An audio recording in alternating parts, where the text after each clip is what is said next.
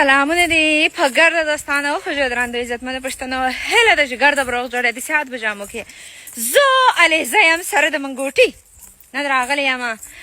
او ځان مې داسې سینګار کړی دی لکه کوشیانې او راغلی یم چې اوبه ډکې کړمه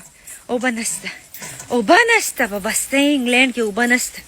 د کور پیک مې چاودلی دی او برا کر نستا راغلی یم دغه خور ته وسوتې اوبه ډکم وړمبی دی هلې داسې ستړی یم چې اوبه مې راخوش کړي دي وای خدایه دا به څنګه وړم داسې اوږده لار ده او داسې سره غرمه ده زما دا کور والا زما څه داسې زیاتې کوي که نه چې دا پیغله جلکۍ په دې وخت باندې په دې سره غرمه کې یک تنها دې اوبو ته راخوش کړې ده که زه چا پټه کړم که نه تاسو به په دې باندې دا وکوئ anyway دلته دا ګرده جاخې دي دا پکې زه یم میین را باندې نسی او که را باندې میین سوی نو بیا هم خپلې لاړې دارس ټیکری مې چېرته ده ټیکری خو مې داسې الوتی دی نه پوهېږم چېرې ده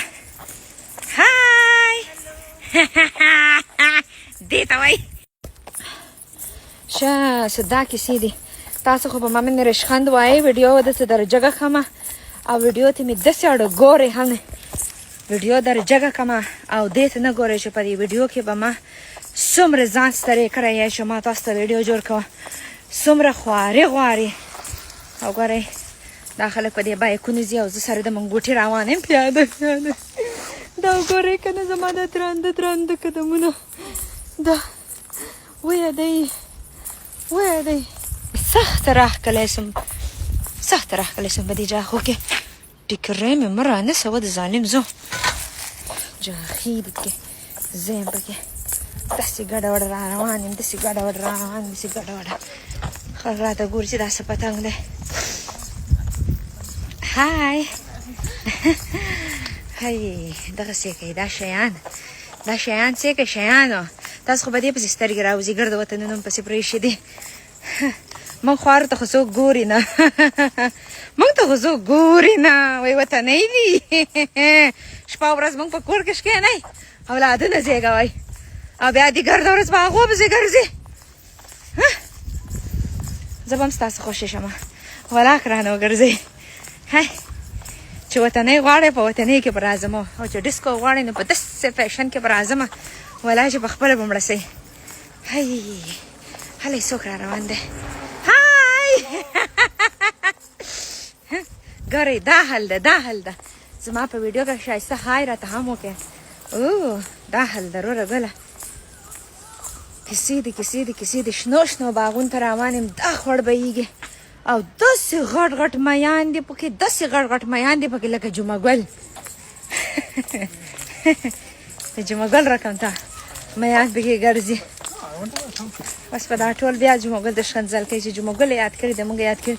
خلای زما شونډه خو داسې برېښي که شفتالو اخی وایه دی په دې غرمو کې داسې ښکارېږم خدایه پاکه په ټکنده غرمه کې وای داسې شنې منظرې دي دا انګلینډ د وروره ګله جنت ته